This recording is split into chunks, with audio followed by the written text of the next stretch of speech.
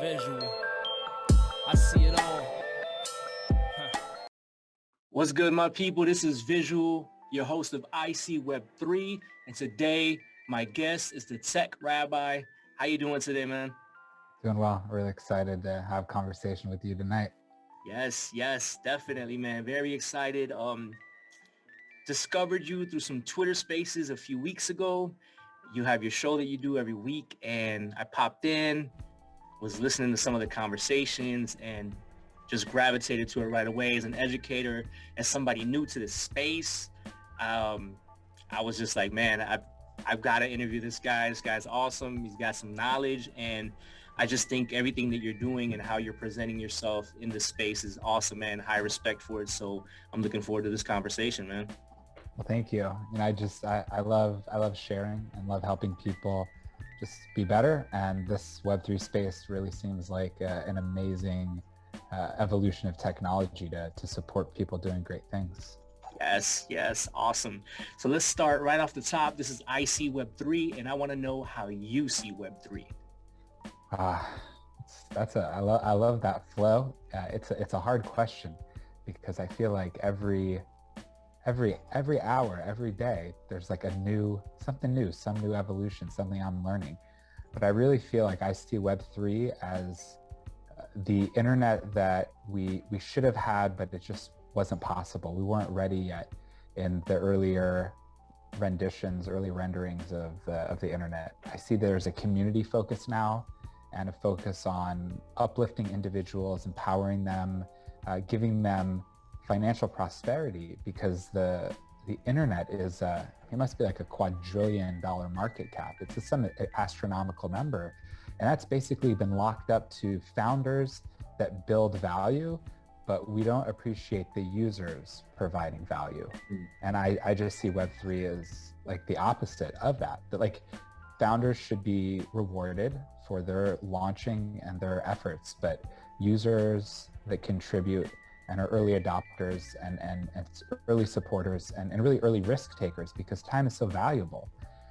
It needs to be rewarded, and I'm seeing that in a crazy way. I have a background in art. I went to art school. I was a designer, creative director before I got into education, and I just feel like this space is going to allow for artists and art students and art programs to take the forefront in education, especially similar to the STEAM movement over the past 10 years, where that's really been at the forefront of empowering an opportunity for young people. But the arts is about to get its moment to shine. I love the way you, I've heard Web3 defined in so many ways, and obviously it's our own perspective, of course, with its kind of core foundation of what it is. And I love how you mentioned the user having some power. And I think that's one of the things that stands out the most to me, especially as an educator and an artist. I think it's just so exciting, and it's amazing that I'm able to give back to somebody that's willing to support me, put their time, their effort, their money, and they're able to get some sort of whether it's utility, it's some sort of compensation in any way, whatever we built into that, whether it's an NFT project or whatever it may be. I think just Web3 gives that power to the user, and that's awesome. That's very exciting, man. Love that. How are you involved in Web3? List the ways that you're involved in Web3 currently. So I also think what's so cool about Web3 is there's so many ways to be involved. Yes. It's really exciting. There's obviously investing was my first introduction into the space. I mean, I did a lot of learning from May of last year until June. I was just kind of on a quest for knowledge. But I didn't really feel a part of the movement by any means. When I made my OpenSea account in June, I felt like that was when I was ready to really take this whole movement seriously and realize that it was so much more than a movement. This is a renaissance of the internet and of humanity. It's really the second renaissance, and it will be the renaissance that we will look back historically.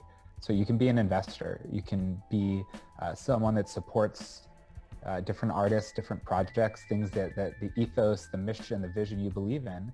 And it's not too far from the Kickstarters and the Indiegogos of, just a few years ago, we were giving money to people with the hope that they would produce something. And we run the risk of just being great supporters or actually getting, and I've gotten some cool things over the years.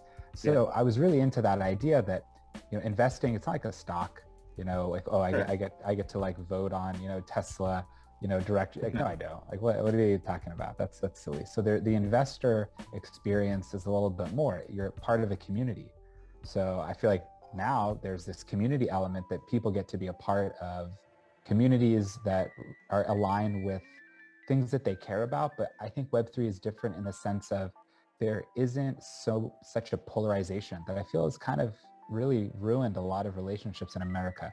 I feel like crypto and NFTs are uniting people. They can have very different approaches and lifestyles and ways of seeing the world, but through mutual respect and understanding, they can all benefit from something that's bigger than both of them. So I think the community aspect is really important. So as I started to drink that punch and buy NFTs and be part of communities, I realized that, my design and art background, my community building background, and just like I have a good like strategy lens of looking at projects and seeing how things can grow and prosper. So then I have taken on some advisory roles, but I really have to believe in the project. So unfortunately, I get like shill DMs, multiple times a day. Hey, like, would you promote our project for money, for ETH? And I'm like, I would never, sorry. It's just not my style, but I'm an advisor for the Flu's platform and their NFT and marketplace, and it's like so much more. But they're a big project, and they've built some pretty powerful products to empower creators using NFTs to create gated content for their communities in really cool ways. And maybe we can get into that a little bit later. But so I'm an advisor on projects, and then I am also a co-founder of the K20 DAO, which is the first DAO for educators by educators that are really looking to be a catalyst for change and innovation in education at scale, and really make sure that we are finally creating a community that can impact education, that can design teaching and learning that is meaningful, those experiences, the training, the upskilling, and that all members can benefit, instead of it being, a traditional education organization where, people are making really nice salaries and lots of money is being spent, but where is the value being brought to the members of the community, especially those, once again, the members make, the users make the community. Yes. So I'm co-founder of that, and then I'm also co-founder and the creative director for ETH Educators NFT project. So that is something we're really excited about, and the ETH Educator project is going to partially fund the DAO and the missions of the DAO, as well as K20 Educators, which is building an Eduverse. And that's going to give educators and anyone who loves the teaching process, so it doesn't have to be a traditional educator, the ability to create that Eduverse experience for their community of learners, to support them in just a really beautifully immersive and interactive and empowering way. So that's another pretty big project that I'm involved in. And then I just love being a lifelong learner again. So that's another role I have. I learn every day. If I don't learn something new about the space, I'm concerned that I slept through the day and like I'm dreaming my reality. That's really like how important learning is for me right now. And honestly, I will say it's been a while since I had that level of humility.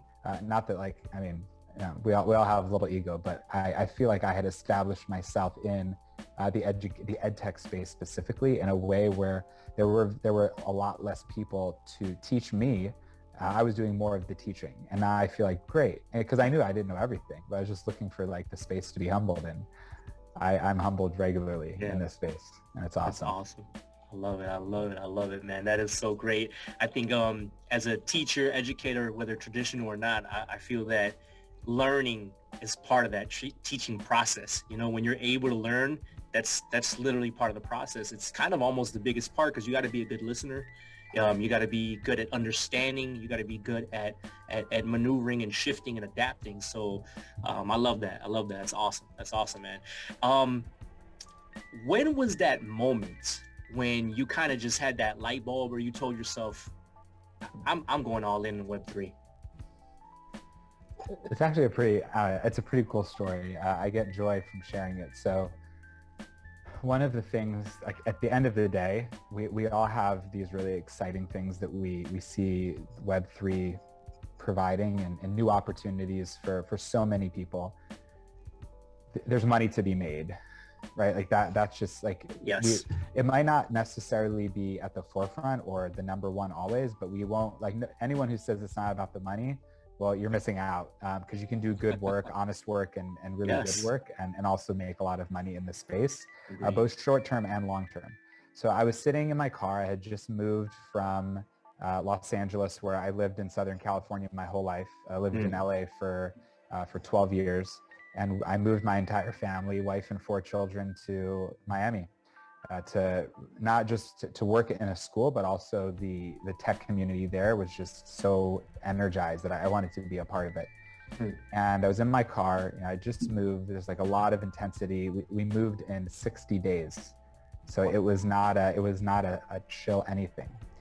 Sitting in my car, and I already at that point like knew that NFTs was something real. I just didn't really know where to start. And it was coming up on my birthday. And I said, okay, and I don't do this very often. I said, look, God, I told him, which he already knew. I said, I don't do this very often, but I need a sign. I need a full-on sign, because there are people making a lot of money in this space, doing good work, and I want to be part of this. So I just need to know that this is where my journey should take me. And I put out a tweet after someone told me a cool project to invest in that was not, a 5 ETH, buy-in, something that was like a reasonable, investment.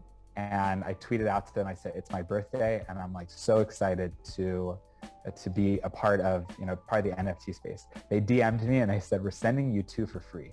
I was like, thank you. Okay, there's my sign.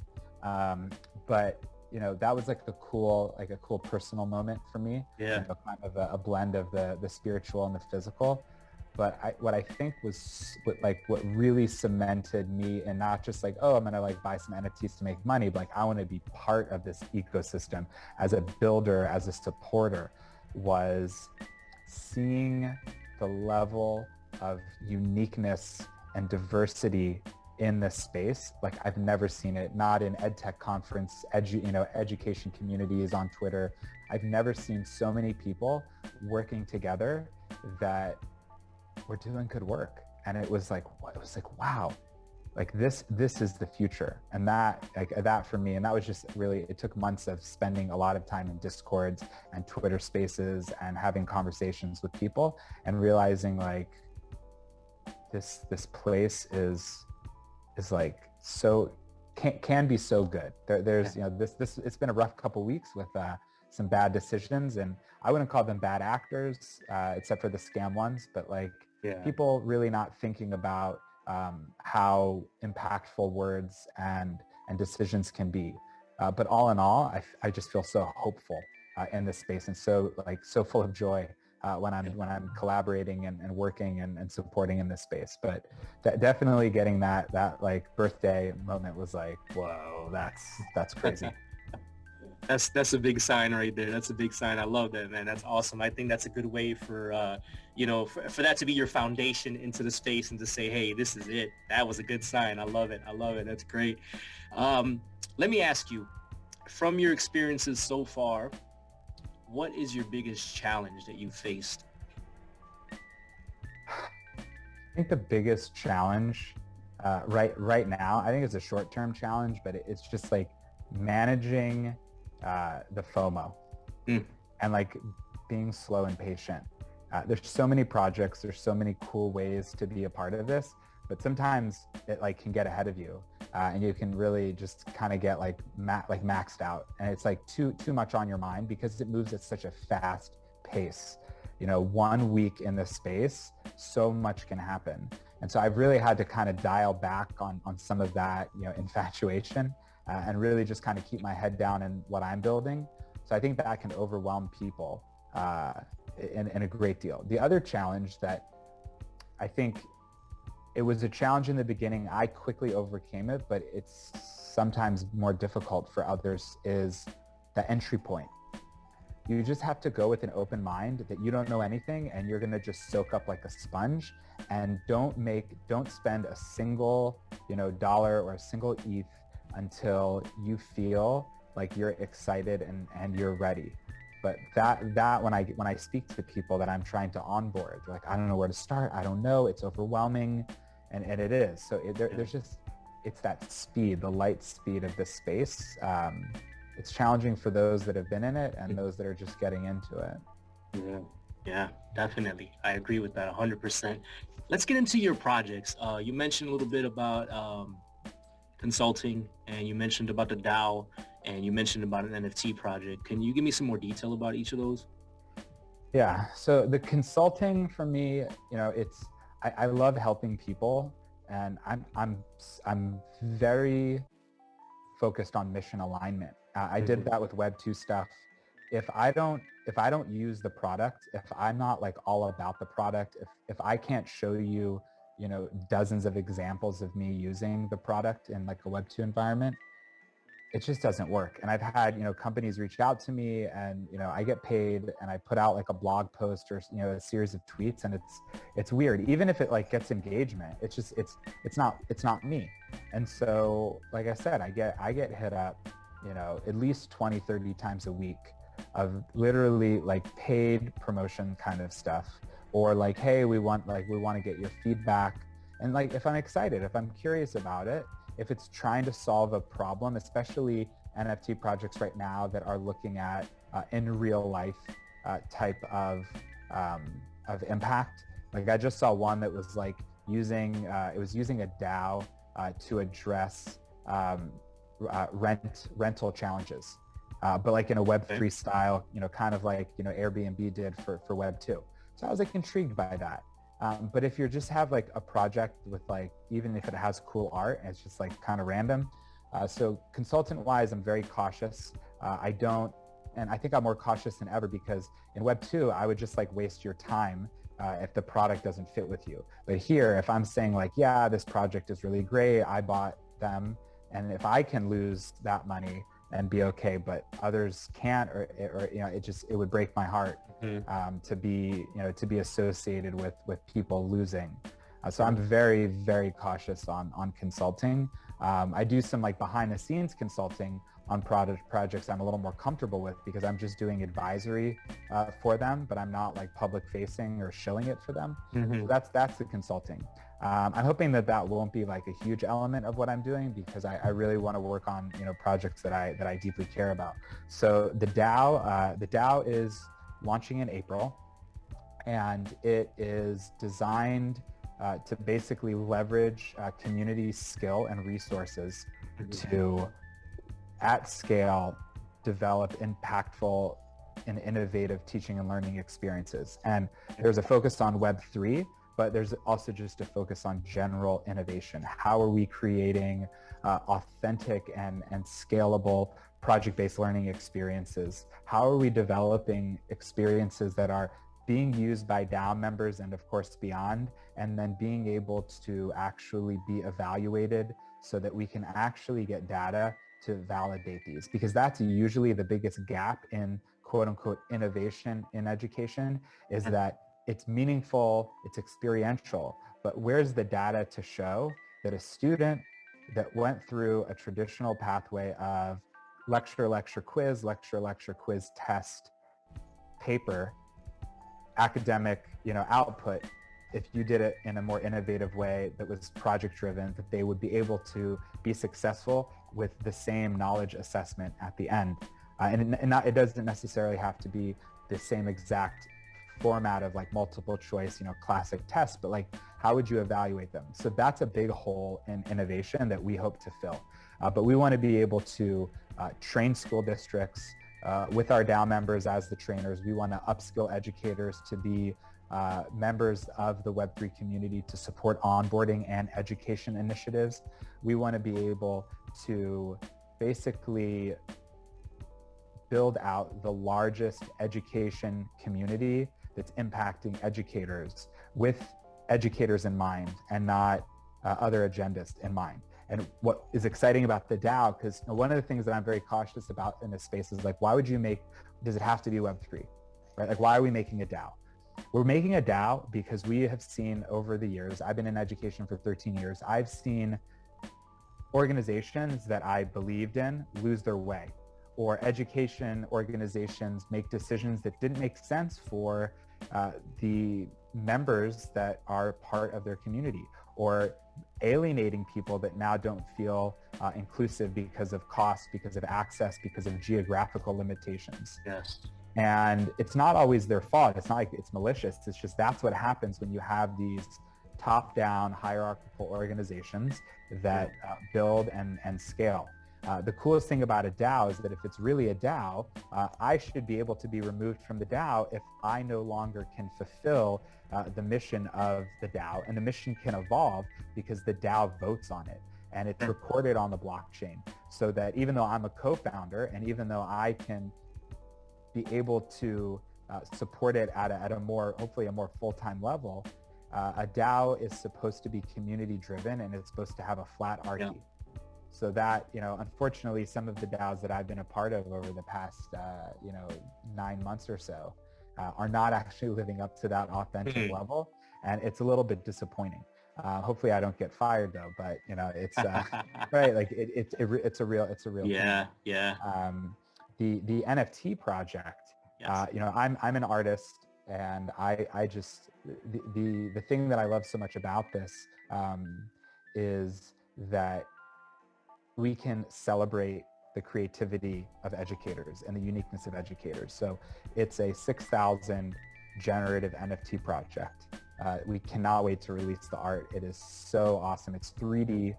It is, nice. Which also is like, the energy in it is, you can see the energy in the educators. And I think that right now, more than ever, we need to create something that puts educators in an empowering and creative light, and really find a way, and I feel like NFTs are the best way, find a way for those that care deeply about education, but are not educators, or even not even traditional educators, non-traditional, they just care about education, that they can be investors in this impact in education. And so the utility that we're working on, we really feel like are real products that bring real value and will validate the value of the NFT itself. So being able to create that content and training and running the DAO, as the DAO is a business, it's not a charity. So just like Pearson gets to make billions of dollars off of standardized testing, we want to make money innovating education in a real way, and also ensure that those members that are showing up and are participants either by implementing content, authoring content, training, that they should be able to get that financial benefit. Then the other utility for it is, besides for supporting the growth and the prosperity of the DAO, which all NFT members get to be members of the DAO, we're also going to be partially funding the Eduverse and launching that full-scale experience, which is going to be, I've seen it at different levels. It's absolutely incredible. It is immersive, it is personal, it is communal, it invokes user choice and user voice, and allows people to interact and work together and learn together in ways that, like, if this existed, or like if any metaverse, like not even just the Eduverse, if any metaverse had existed during COVID, education would have been transformed because it was forced at scale, online learning. But unfortunately, the pandemic did not have that, but the I don't like the word silver lining, but one of the tertiary benefits of this unfortunate pandemic was it accelerated the metaverse and Web3 development probably 2 to 3 times as fast as it would have developed without it. So we're going to see a metaverse really impacting education in a powerful way. And we want the NFT holders and the DAO members to benefit from all of these opportunities that I've described and then some. Wow, wow, wow. Michael, you've got some awesome stuff going on. I'm very excited and seeing everything develop, and definitely going to be getting involved in any way possible. So be comfortable with me reaching out to you, because I'm definitely going to be doing it beyond this interview, man. I'm excited. Absolutely. You got some cool stuff going on. Definitely want to be part of it. We're going to take a quick break. Then we're going to be right back. People, this is IC Web3. I'm your host, Visual. We're going to come back with the Tech Rabbi in the gas round. Be right back. Hi, we're the Z Twins, and we want you to check out our family website, phrazeme.com. That's PHRAZE me.com.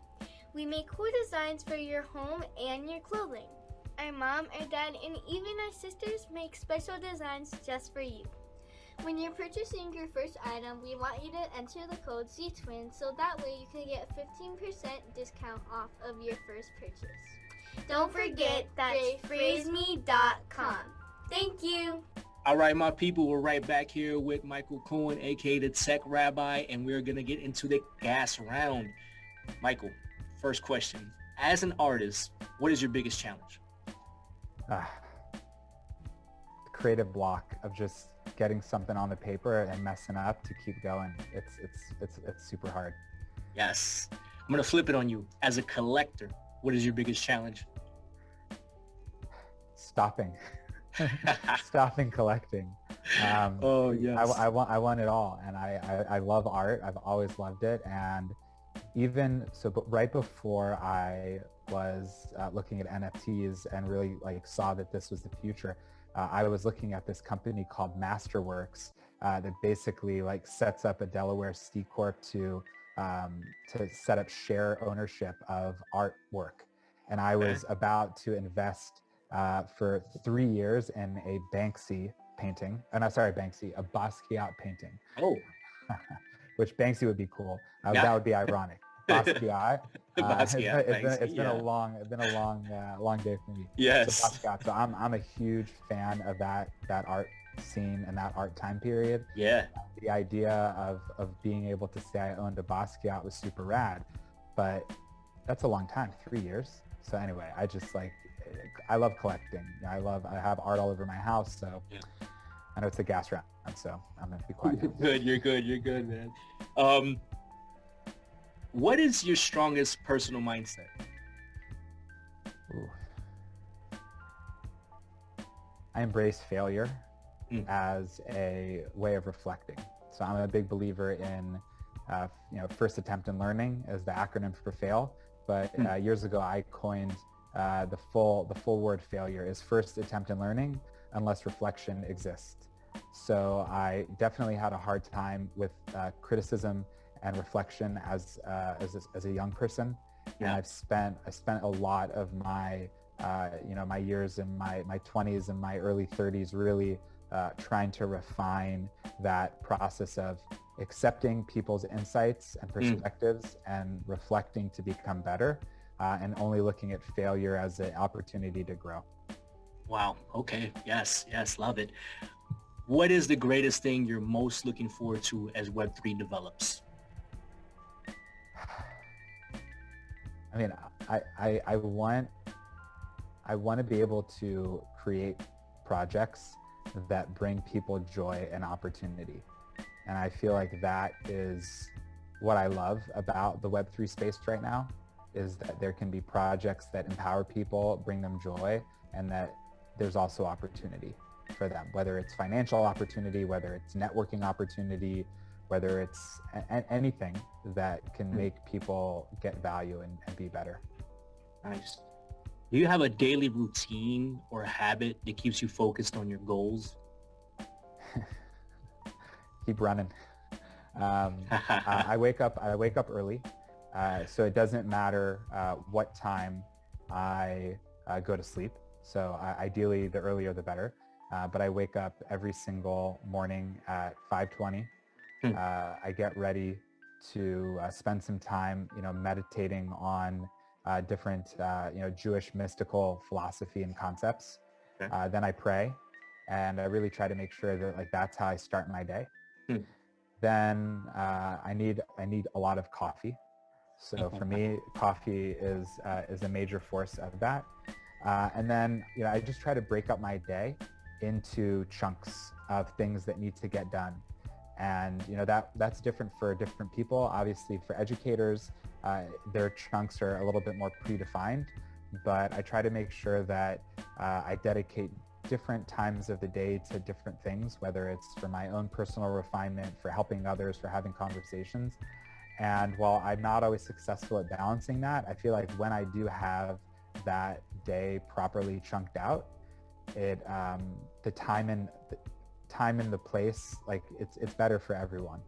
So I gotta practice what I preach. Yes, definitely. This wasn't supposed to be in here, but I'm very curious. What's your favorite coffee? So I've kind of gone back and forth. There is a coffee brand that I love called Coffee Cult. And it's spelled coffee and cult with a K. Okay. So the challenge with it is coffee is full of pesticides. Yeah. And so if you don't get organic coffee, it's full of pesticides. So they are small batch, family owned, sustainably and ethically sourced, but not organic. And so I'm actually, after years of drinking that coffee, I'm on the quest for a new brand that is both delicious and organic. So if you have a recommendation, let me know.